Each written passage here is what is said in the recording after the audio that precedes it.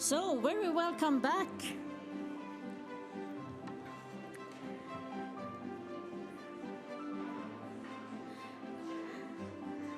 We will start another session and talk about safety and culture, to which extent our behaviors and shared beliefs and values do impact safety.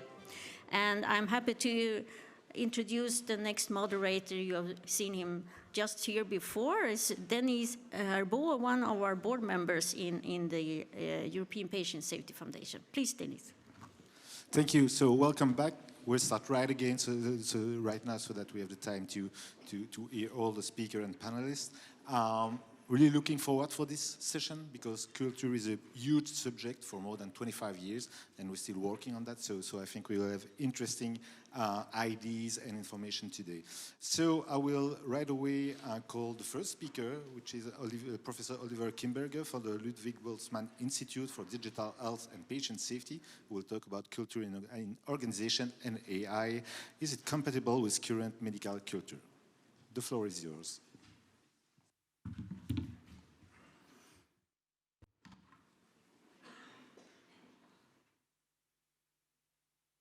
Thank you very much for the kind introduction, and thank you very much for the invitation to this prestigious conference.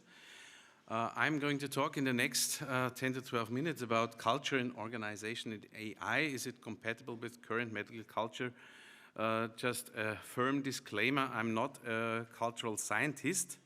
I'm an anesthesiologist and intensive care specialist, so all the social scientists who are present in the room, please forgive me.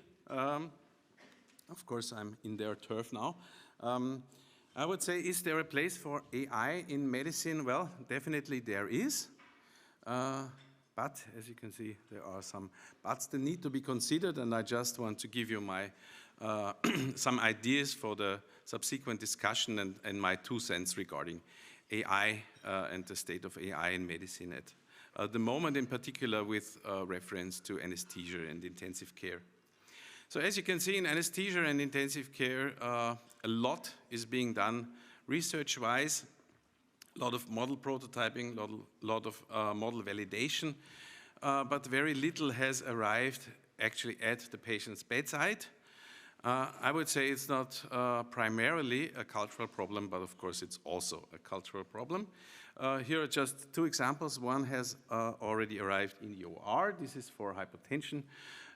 Prediction several minutes in advance tells you from machine learning derived analysis of the blood pressure curve if the patient is going to become hypotensive.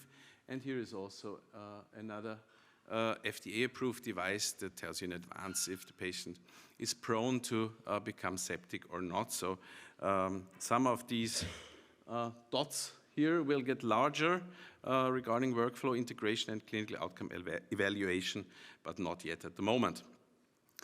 One thing to consider is certainly technological compatibility. Well, in medicine we have large data sets. We always were, to some extent, a data science, collecting data on individual and on a lot of patients.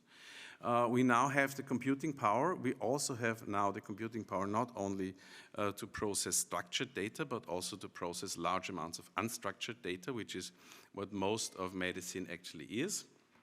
Of course, we still have lots of limitations, and this is also a matter of culture. In the hospital, we still have data silos. We have departments that protect their data and don't want to share for various reasons. We still need to tap unstructured data that is just a scan, a PDF that can be read in the moment, but of course it takes some effort in order to convert it to computer-readable data. And we also have a lack of diversity when it comes to our databases that we derive our research from. Here you can see where most of the studies in data science in medicine come from, at least when it comes to intensive care and anesthesia. And you can see they mostly come from MIMIC and the EICU database. And of course, nobody would argue that these databases are actually a representation of the general ICU population, but of specific hospitals and specific patient populations. So if you build a model from these databases, they work well in these databases. But if you switch, for example, from a mimic model to an ICU model or the other way around, it doesn't work that well anymore. There's also another example, a big sepsis data collection study. I don't know if anyone's here from Switzerland, where they also had a similar problem between the different university hospitals, where one sepsis detection model worked perfectly in one hospital, but if you transferred the same algorithm to another hospital, you had a very moderate performance. Of course, you also have the problem that the societal biases are ingrained in the databases, and if you derive an algorithm, then you have to take care that these societal biases are actually also present and that you cannot do anything about it in the sense of that you just add some more formulas and then you can kind of calculate them away. So this is not possible. Here's just an example of an automatic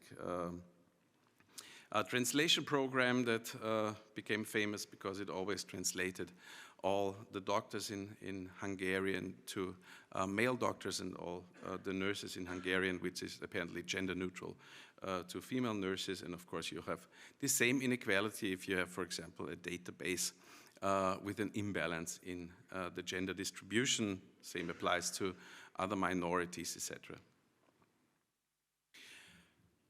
So what can we do about it? Well, first of all, we have to think about it and have to be aware that these biases exist and that they are readily transferred to any algorithmic model that is being built. So the important thing here is that you have to keep it in mind and that you always have to do a proper external validation because your algorithm might not work at another hospital that has a very different patient population. Another interesting aspect of the cultural implementation of AI in the hospital is, of course, ethical and legal considerations. There are people saying that if you use an AI on your patients, that you should actually do some consenting of the patient, that now an AI, of course, whatever that definition is being used. And of course, another question is if you use huge amounts of data that are available in the hospital and they are used commercially for the development of commercial AIs, if that is okay with the patients. I mean, everybody is giving away lots of data with wearables. As always, there's the saying, if the data analysis is free, then you pay with your own data, and the same also happens to some extent with hospital data. Then there is the question of data privacy, which might be solved by the solution of the so-called federated learning approach, where you don't give away the data, but you kind of share the algorithm. And of course, you always have to take care, as I already said, regarding algorithmic transparency.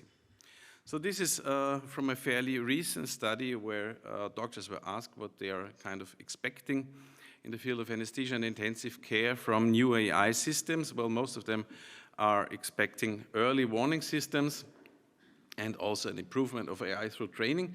Interestingly enough, they also expected some enhancement of IT competence from the AI algorithms.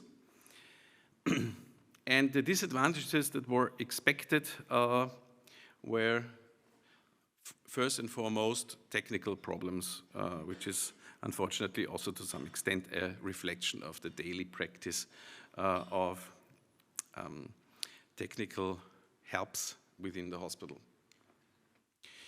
Then we have the issue of trust and obedience. How do we trust the AI algorithms, and do we obey them to some extent? If we start to believe that they are right, are we inclined to some de-skilling? Like, for example, if you drive a car, you wouldn't want to miss your GPS navigation system, and somehow we're slowly using the ability to look at a proper paper map, and would the same also happen within medicine?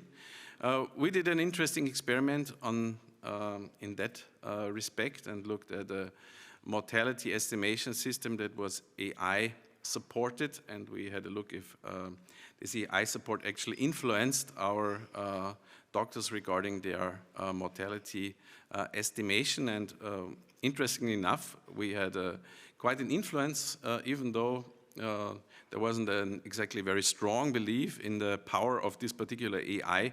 All volunteers were influenced by the AI, and what actually didn't prove our hypothesis and was the opposite result of what we expected.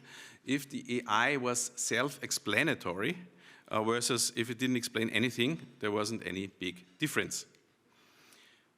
This result was actually replicated in another study recently from the UK, where they didn't look at this high-risk field of mortality estimation, but at grade estimation for pupils. And of course, there's always the fear of the impact of AI on the relationship between patient and healthcare professional. I think the important thing to keep in mind is that if you use such a system, you should enhance the relationship and not create a further distance between the healthcare professional and the patients. This should be possible by thinking about what AI does at the moment best, and what AI does at the moment best is remove busy work. So if you want to write a patient letter, if you want a patient summary, if you need coding, etc., AI can be a real big help and can also save time. And of course, if you ask a consulting company, they will also think of something else that might be very important when it comes to your AI. Especially in the UK, you know that they have very strong initiatives regarding implementation of AI, and the main aim is, of course, to counteract the shortage of workforce. I'm not so sure if we are so very keen on that aspect, but nevertheless, this is also a very big driver of AI in medicine. And of course, we have to take care that even those people who opt out, and also people from coming from other countries, they are not left out when it comes to the application of AI in our respective fields. So, to come to an end, why is so little already in our hospitals AI-wise? Not talking about pattern recognition, there we have some nice products, but otherwise, why is there so little available? Well, on the one hand, especially in intensive care, we still haven't found the golden bullet, for example, for sepsis. So even the AI will not provide it yet. And of course, we have the problem that during the medical study, we need more education, how to deal with AI, and we have the aforementioned ethical and legal issues, in particular what is especially high-end in AI, self-learning AI, is currently not certifiable at all, according to no legislation that I know of. Finally, we need exactly this kind of AI. We need an AI that is able to adapt, so we will need to have some legal framework in order to accommodate that. And the last thought that I want to place is, of course, what is important, that the AI that we use in the hospital is not fully commercialized and a black box for all the physicians, but it's something that is actively worked on by the medical scientists. Maybe you all know about this groundbreaking book by Shoshana Zuboff, who told about the age of surveillance capitalism, and is kind of a propagation of the idea that actually data is the new oil, and of course this also applies to medical data. Another idea to counteract that would be data donation. There are already some efforts here in Austria and also in Germany to actually do something like blood donation and do a data donation for research purposes, for non-commercial research purposes in particular. So here's this initiative. So I guess the main focus, at least for the near future, will be that the AI will take over a lot of busy work, which will hopefully free us for more time for our patients, and will also develop more models in order to improve the outcome of our patients. And thank you for your attention.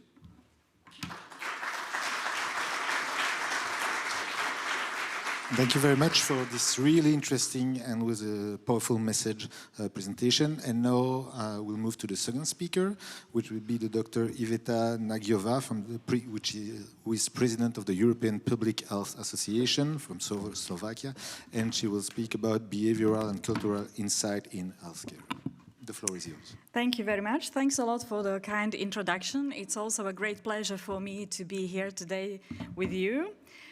Before I start with the real topic, I would like to introduce you a little bit the organization that I'm representing here today. The European Public Health Association is an umbrella organization for national public health associations and institutes in Europe.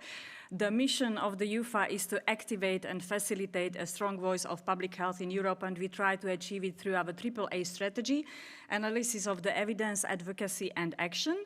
And the tools that we are using to achieve our aims is the European Journal of Public Health, which is a high impact factor journal, the European Public Health Conference.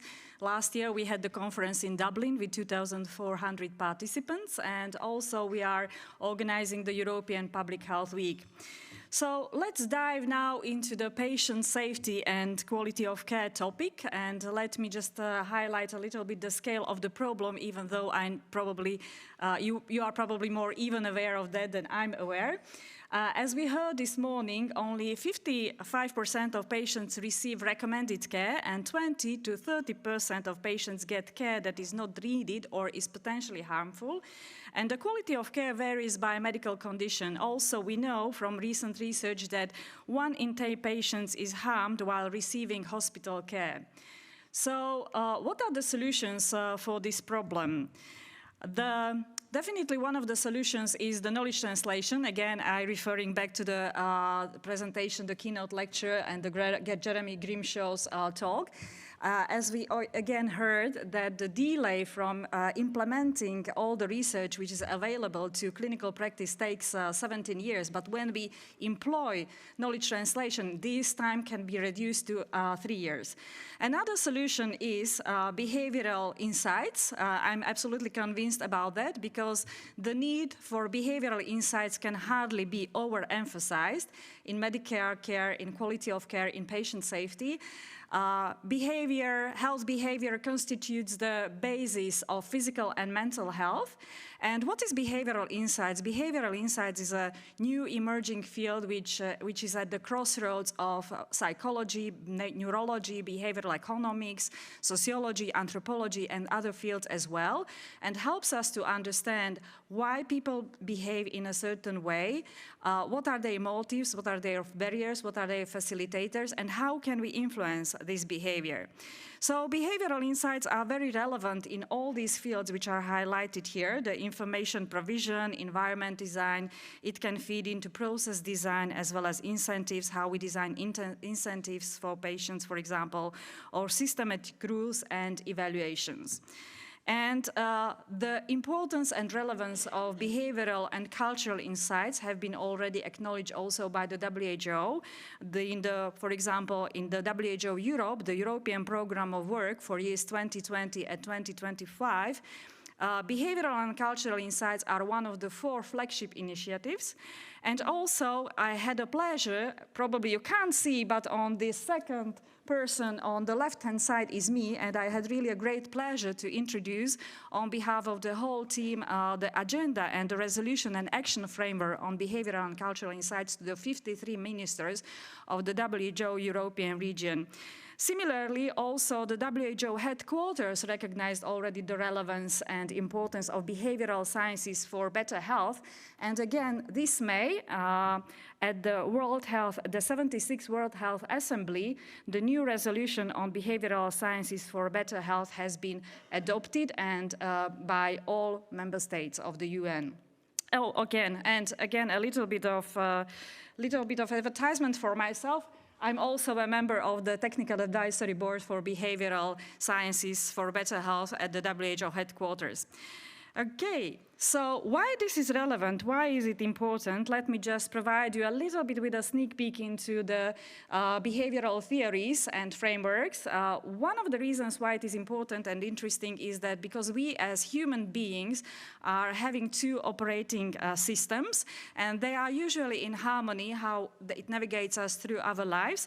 The one of the system which we use is so-called automatic system, which is fast, effortless, unconscious, and we are using this system when we are driving on an empty road, or when we want to solve the equation 2 + 2 =, you can tell me immediately how much is it. And then we are operating also under another system, which is the so-called reflective system. This is very slow, effortful, self-aware, and we are using this system when we are completing a task form, for example, or if I ask you 17 multiplied by 24, how much is it? You can't tell me immediately. So this has been developed, this theory has been developed by Amos Tversky and Daniel Kahneman in 70s, but also popularized by Richard Thaler, who received a Nobel Prize for these type of ideas for nudging. So let me just continue with the idea of behavioral insights and nudging and cognitive biases. So we as human beings are usually trying to simplify our life, our world, and we are always exposed to several things which are very complicated for us. So, for example, one of the biases is called cognitive overload. We, at the same time or at certain time, we are processing much more information, or we are bombarded by much more information that we can process. So, for example, this information you can use when you are developing some procedures in hospitals or when we are designing some leaflets. Another cognitive bias or heuristics which we can apply is, for example, social norms. We are heavily influenced by what other people think or what other people are doing. We are social beings. Another one which I would like to highlight today is the loss aversion. We feel the pain of a loss much more than we feel the pleasure or the benefit of a gain, which are of similar or comparable value. So these are really just a couple of examples, and let me continue with a very concrete example how this can be applied and why it makes a case for patient safety. So, for example, these ideas can be used in curbing the negative trend in hand hygiene behavior of healthcare professionals, which we know is one of the safety issues. And in this particular research, Onno Helder used a computer screen for nudging, for reminding the healthcare professionals that they should be involved in should perform this behavior. And also, another thing which is very interesting within this context is the framing. So gain-framed messages emphasizing the benefit of hand hygiene are more effective as compared to risks of non-compliance. Also, in this case, altruistic messages, that is, you are not protecting yourself, but you are protecting your patients, are also far more beneficial. So just a simple thing, choice architecture, change of the screen on the computer can really increase the compliance to these measures in healthcare professionals. Another example how we can use behavioral insights is how we are designed, for example, our letters, or when we want to decrease the antibiotic resistance. And this was, again, a concrete example of the study carried out in UK, where some practices prescribe too many antibiotics. So with the active element of social norm and comparing the certain practice to other practices in UK, they were able to achieve the decrease of prescribing antimicrobial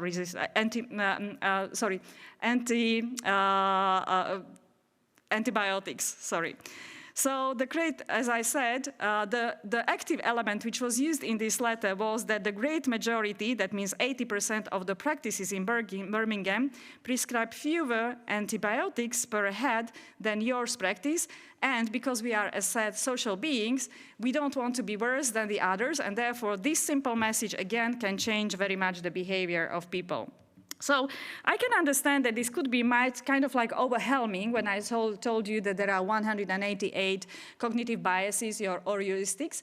So we cannot really go into too many details, but I would like to highlight for you this book and this publication from the Behavioral Insights team, which is the so-called beginner's guide into behavioral insights theories and application.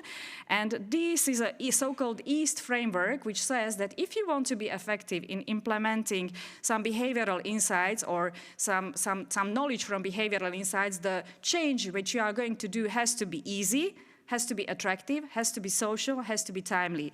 I hope that the slides will be available. So as I mentioned, I will not go very much into details, but let's say for the first one, and again referring back to the cognitive constraints, go with the simple messages. The more simple, the better. And also the default is also a very good option. So go with the flow of the preset options. These are just really some couple of examples.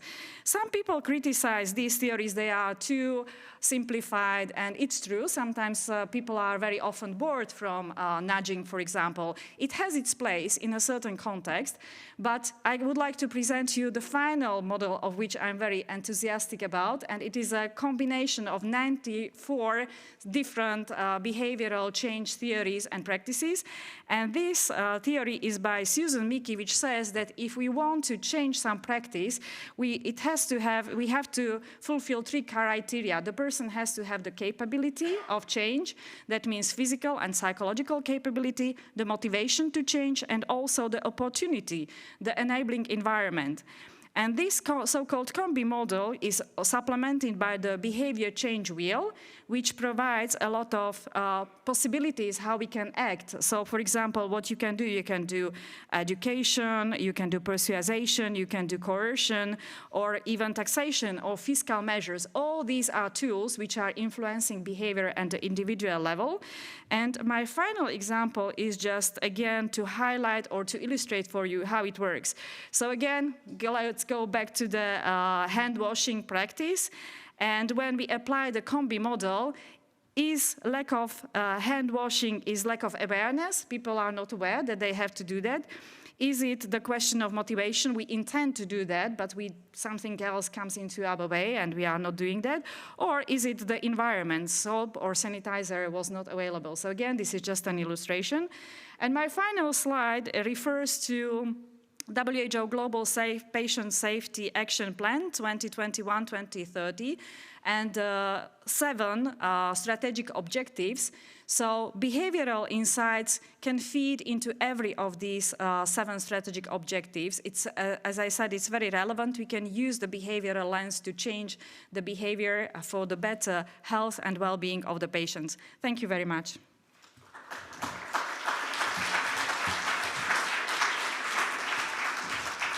Thank you very much.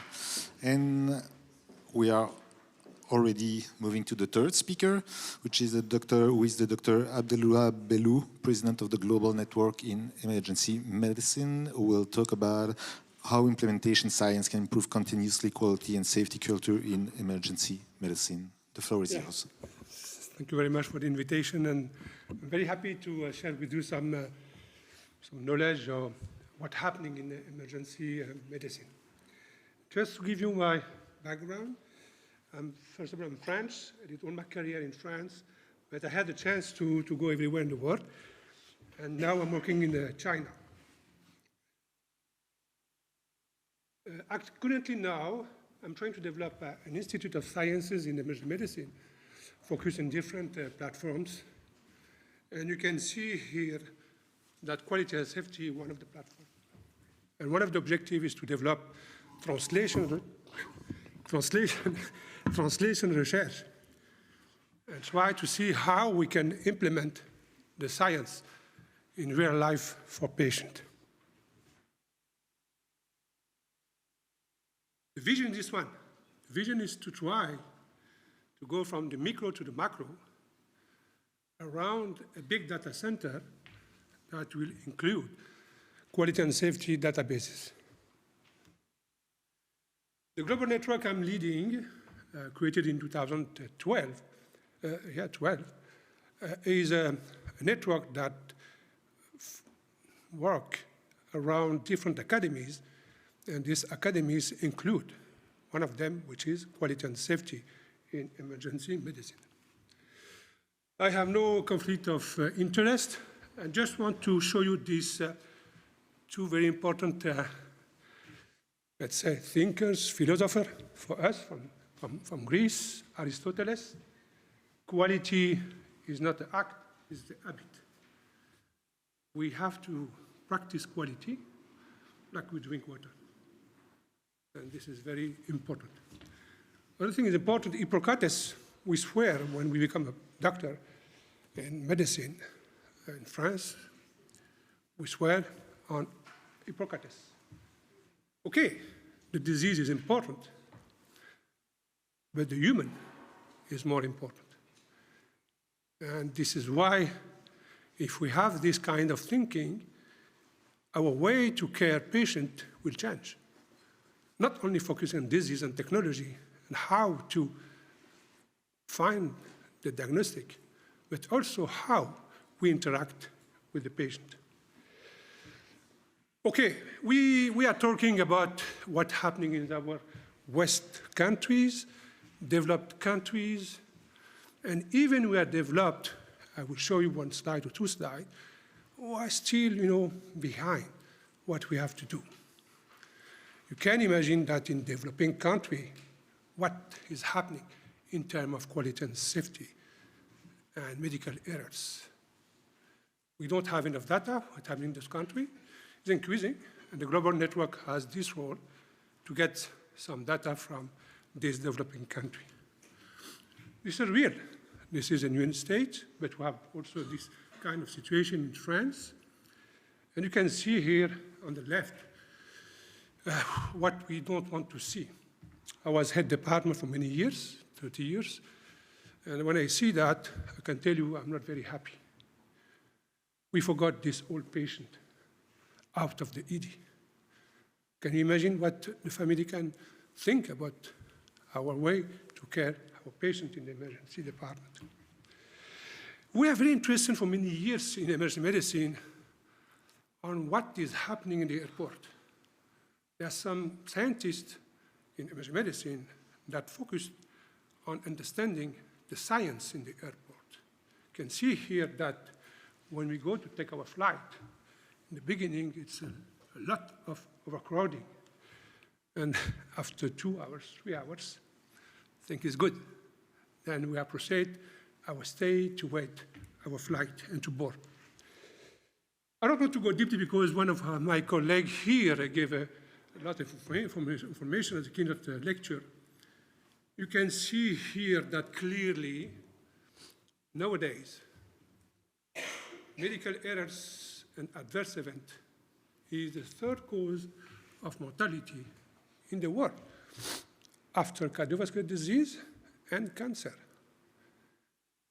We have 2 million of people dying every year because of this adverse event. We're shocked by this slide, but it's a reality. It's one crash of Boeing 747 per day, every year. Imagine the number of patients that die in our healthcare system. And this is very important, and we have to keep it in our mind and see how we can improve that. So let me go deeply now on my subject, just to define to you what is science. You see that science is something that goes from basic science, clinical science, and everything we do in science is for humanity. We are working for humanity, not for us, not for career, not for position. We are working to make the humanity happy and decrease these medical errors and adverse events. We know exactly what is the best science and how we can get evidence science. Not from basic research, okay, the report, we have to go on the top, which is meta-analysis and systematic review, and of course, RCTs. This kind of knowledge is not really understood particularly in China. China are very focused on impact factor and journals and in basic research. Try to explain to them that it's not the most, it's important, of course, not the most important in medicine. Okay, you can see here that implementing science has the unique goal to improve processes of care and to try to improve outcomes. We implement science because we know that if we do that, we improve the quality of care. There is a journal named Implementation Science. Look, we can publish in this journal. Many good papers are in this journal. You know the concept, dissemination, implementation, and you will see that it's not really easy. We have many data.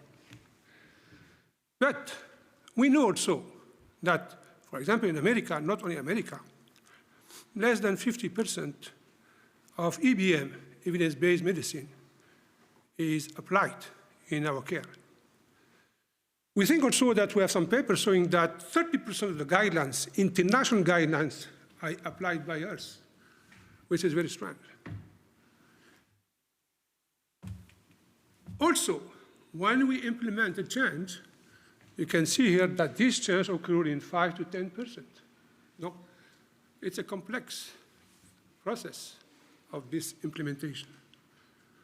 You can see here that there are different steps, domains, from education to evaluation, and the most important is sustainability. How we can sustain what we implement in quality and safety.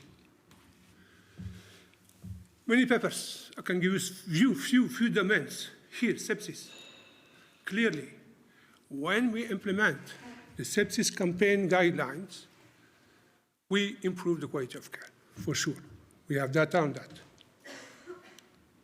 But if we try to implement these guidelines in developing country, it doesn't work very well. Even they adopt a very scientific process of research. And here you can see that they find improvement.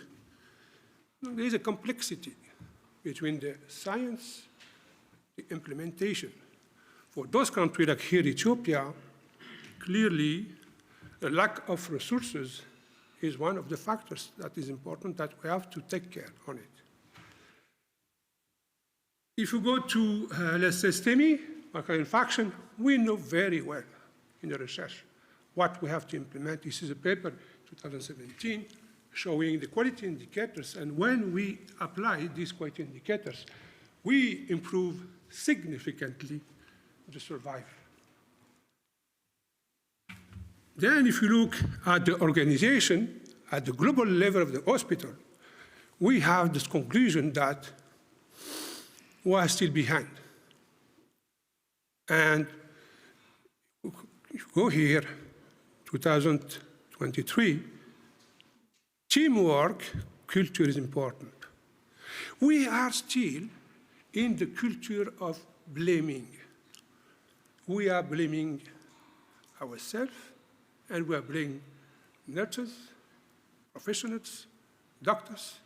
And I can tell you from my experience, not only my experience, there's a big gap between the leaders and the people who are working in the field.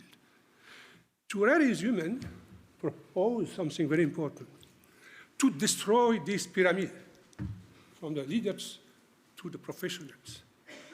There is a gap between the world imagined by the leaders and the world lived by the professional. People who live in the world really and see the patient and the family knows really what happened. I was head department for many years. I saw the director maybe once or two times. I told them, come, we're not good in the emergency department. Come and see what is happening. So really is a gap. And for sure, we have to work on that. It's maybe one of the most important factors that we are still increasing the number of medical errors. and mortality. In emergency medicine, you know very well it's a complex discipline, complex medicine. Why?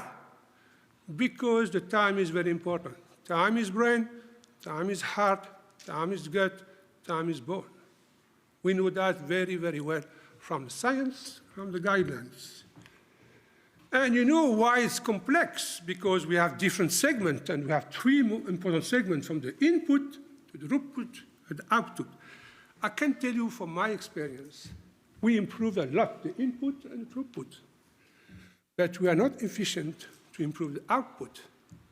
You know very well that the boarding patient in the ED is terrible.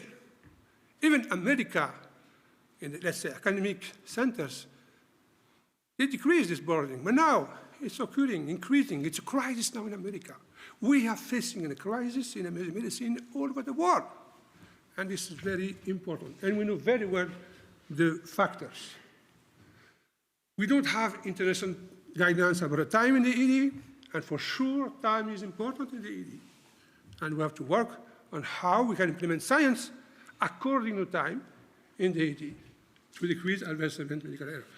We are implementing AI, machine learning, in my department. It's the first paper on this field in emergency medicine.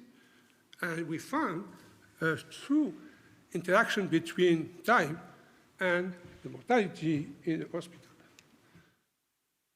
A summary, you can see the flag, red flag, where we can improve the hospital, because the future for emergency medicine is detection medicine.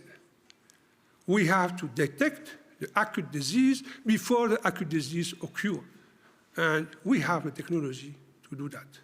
And we're developing the concept of emergency community response to decrease these adverse events. We do that for improving the human factors, increase the patient-family interaction, and we have a lot of what to do in the ED, and of course to improve the outcomes. And it's possible, but it takes time. We need resources, organization. This is an organization that was working in this image department in Boston, Harvard Medical School, and they developed this concept of network within the department and the hospital. And with this organization, they jumped from the red color in 5 years to the green color. Many papers we did show what we have to do, and I'm going to go fast. Just here, 90% of cases of adverse event in emergency medicine are failure of clinical decision-making, and we know exactly where we have to improve. Last slide, please. Here, I tried to put the domains that we have to improve in emergency medicine by implementing science, and we're sure that we improve clinical safety, time, research, excellence, and to put our energy in output, and most important, to apply the culture of safety, not the blaming safety. We want this. And this gentleman, you know him very well. Do something. If it works, do more of it. If it doesn't work, do something else. And if you want to go fast, travel alone, not with the kids, the wife, or the husband, alone. If you want to go far, it's important to go together, all together, to see how we can improve. Thank you very much. Thank you very much. I suggest we move right away to the panel discussion. So if I can ask the panelists to come to the stage.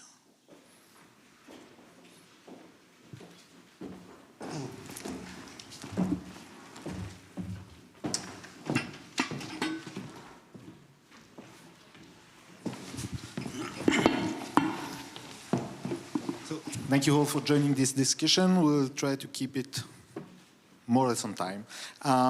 Maybe I will ask a first question, and I'll let everyone just say his name when speaking so that we can gain a little time. Coming back to Erich Human, culture of safety, safety culture. We know it's really important. Different speech has been talking about it. What are your thoughts on what did we learn for during 25 years? Where are we now? What are the tools to move forward with that? Maybe we can start with Birger Rüdisch from the Tyrolean Patient Council. Hi, I'm Benedict Prekel from the European Society of Anesthesiology and Intensive Care, head of the Patient Safety Quality Committee. I think we learned a lot since To Err is Human came up. I think To Err is Human was a wake-up call for all of us. And sometimes we think we did not develop because we still see errors and make mistakes. But on the other hand, the whole healthcare system during that time developed. And we have a lot of new tools available, which in the keynote lecture this morning was already mentioned. In all the development and steps where we try to improve our work, there are again safety aspects in it, technical as well as in AI safety aspects within AI are relevant. So I think that yes, we developed since To Err is Human, but it will still be a challenge to continuously improve our work and not to stop anywhere. So we will never be done in improving our own work. Thank you. Thank you, sir. I'm Birger Rüdisch. And maybe we need a short disclaimer for my position. And I can refer to Dr. Royatz, who had a slide about the independent patient interest body, I think it was called, in Austria. And if you want to know what such a body looks like, well, look here, that's me. And the other reference would be of Professor Durkin, who said that in the UK there is no help for patients or family who suffered problems in medical treatment. Well, here is help for at least for Tyrolean patients, because this is our work. That's what we do on a daily basis. And if I hear what is possible in patient safety, well, I have to give you another example. I can't give you figures about worldwide developments. I can give you experience from well, down to small units of medical help, and I can tell you about my experience with local or hospitals in Tyrol, and for example, 50% of patients who come to me to tell me about problems with healthcare, they tell me, I just want to tell you what has happened, but don't tell it on. Don't tell anybody, because if you do, we are not going to be treated any longer in this hospital. And this is how far we got with patient safety in Tyrol, at least. Thank you. Thank you. Well, yes, I think in many countries we are far ahead already, but in many countries we are still not that far ahead. So the cultural and organizational shifts are still necessary. And we have to cultivate and embrace the culture of learning from errors everywhere. We also need to have open communications, just like you said, maybe more open. Maybe it should be part of the culture, and also to support the psychological well-being of healthcare professionals. And I'm very happy that the European Patient Safety Foundation is having projects in this field, fighting fatigue, also fighting against burnout, second victim. I think these are very, very important things regarding organizational culture and shifts. Thank you very much.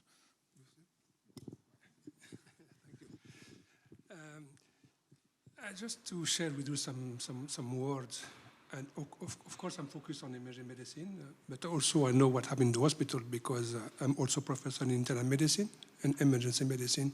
I worked for many years in internal medicine department. Look, I have the two aspects, acute medicine and, not acute medicine. Emergency medicine is a specialty that is young. When I was the president of the European Society for Emergency Medicine, 2010 to 2013, we created officially by law in Europe the emergency medicine as a basic specialty. But the emergency medicine care was existing without specialty and without specialists. Only the resident from the hospital, I was consultant in emergency medicine department with my boss, who was intensivist together, 2 senior. And we didn't have a team. For sure, we did a lot of medical errors, me and the resident and everybody. But no quantification, no analysis, no evaluation. We started to work on quality and safety in 1995. It was the last year where the national body on quality and safety at that time was the ANDEM, now is IRS, Agency for I forgot the name exactly, but it's a Healthcare National Agency. And our grant was accepted. It was how can we respond to the patients that are coming in the ED? And we developed this strategy of implementing quality and safety in our department. It took us 4 years. 1 year to understand the process of care. That means it's possible to implement quality and safety in emergency department. Emergency medicine now is trying to do more research, and still few groups working quality and safety, but I think it will grow. And we are trying to implement all qualitative or quality safety processes in the emergency department. But we are facing problem we know for many years. We did a study in our society 2 years ago about fatigue and burnout. Terrible. Look at the BMG 2022 paper. Emergency physicians and nurses, professionals, are facing a lot of mental disease, depression, and of course, burnout. So we need science, very important, and once we implement the science, we improve the quality of care. There is no doubt. But we need to focus also on human. And one of the things that why France evolved in a good way is because in the law, we implemented the right of the patient. The patient now, I think everywhere in Europe now, the patient can go in his file and can ask the question about what happened here. It's not possible now to hide what is happening. Same in America. In America, you know why. The lawyers are very important, but in America, everything is transparent. Look, that means I do believe that we can really improve the quality and safety, but you saw the numbers were still behind, and we have to work hard. And I think I support to err is human. We have to destroy this pyramid, the top and the bottom. Thank you. I would like to come back to the presentation on AI. And it was said that, well, in data you can find the bias of the societal bias. And there is a growing literature and growing initiative around all the diversity, equity, inclusion, which is, of course, very important. How do you see that fitting into this safety culture development and sustainability? During the morning, I discussed already with Arvid that it's always difficult to say that we really reflect the community, because we in our hospitals reflect the patient population of our hospital, and this does not necessarily reflect the population. So I think that this has to be taken into account, and there should be in every country institutions looking for the patient's rights and needs regarding literacy and healthcare literacy. And we have that in the Netherlands. And if you talk with them, you see as a doctor, me as a doctor, how difficult it is to get to the level that the patient really understands what you are saying to him. And I think that we there have a lot of work to do to be as medical professionals on the level that the patient really understands what we are meaning and what we are talking about. And I saw the number of 15%, it was in your talk, that they feel that communication with the other doctors are not done. This does not mean it is not done, but they feel it is not done. And there we have to work on. Thank you.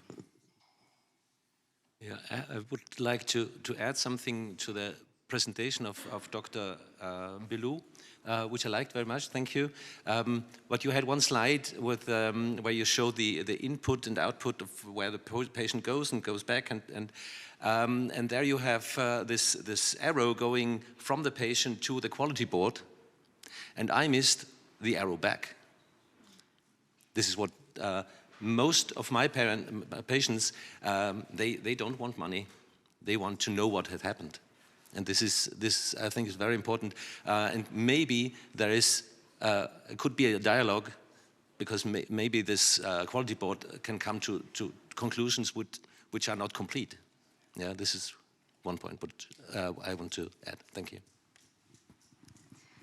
Well, the AI world and technological innovations is, of course, a very exciting new field that we should, again, also embrace. And I think what was mentioned, the interactions of medicines, for example, or user-friendly interfaces are also the solution.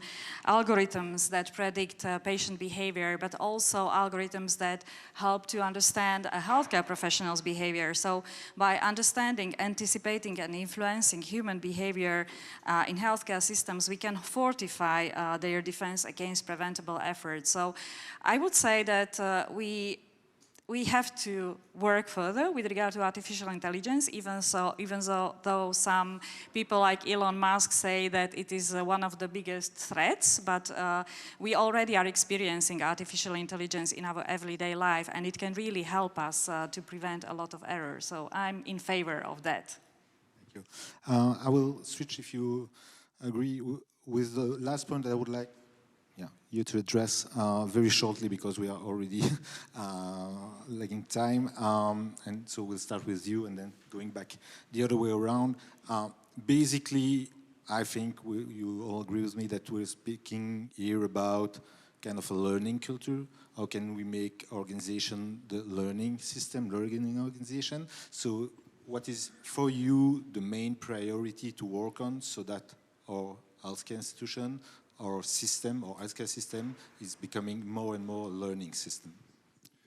Yeah, I think it's a very important point. And just to respond to you, in these committees and board, there is a board of patient. So that means patient can discuss with the doctors and everything, and then they can help to improve the quality and safety. It's in Boston, big, academic center. It's not everywhere, maybe in America.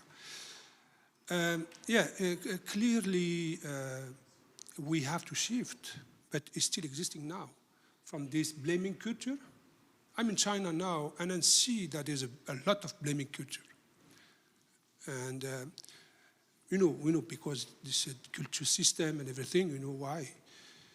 But in Europe, I think it should be easy to shift from the blaming culture to the, let's say, safety culture, really, where communication is important, where we include in the process of care the patient and the family.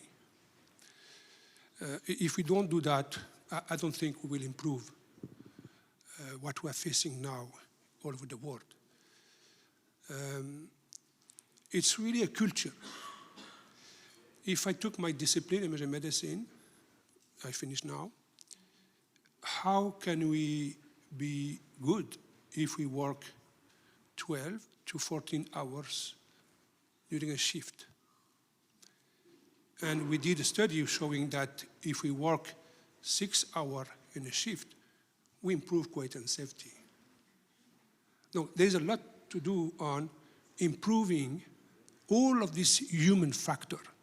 And AI should help us not to use it completely as a culture, but giving some to us easily data, and then we can implement the culture, which is more human to human. Thank you. Thank you very much. Yeah, that's a very relevant and important question. And sometimes I feel that there is a rhetoric, but we have to move beyond the rhetorics, that we very often speak about patient-centered care, but are really patients our partners in healthcare? Are we really doing shared decision-making with the patients? So is patient and public involvement really working? So I think we, in our healthcare systems, should move away from reductionist biomedical models of care and should move towards, let's say, systems approach and incorporating knowledge. Of course, I'm going to promote behavioral insights. That means also from other fields and disciplines. But not only from these, but in general, we have to incorporate also knowledge from artificial intelligence and other fields so that we are really moving towards the patient-centered care where patients is at the center, but at the same time is also very helping for the healthcare professionals. So I'm very much in favor of that, and for me, the future is bright. You? Thank you. Maybe my statement before the first statement was a bit negative. I'm a very tough optimist, I must say, and I won't stop working. I do this job since 2009, and I was relieved when I saw the slide about the 17 years that you need to implement measures. So I have a couple of years to go. Thank you. Thank you. Yes, that might be that we still have a couple of years to go, but we should not forget that we can make small steps. And these small steps, everybody can do small steps in his own institution, his own hospital, and not thinking only about the global part, but to start anywhere and not to say, okay, I will never reach the zero harm, I will never be as good as others present. So just do small steps, and I think that's the way to go to develop into a more safer healthcare system. Thank you very much. I think it was the perfect idea to finish this session. Thank you to all panelists and the speaker. We are a little bit late, but not too much. Sorry about that. And I give the word to Penia. Thank you so much, and applaud. Yeah.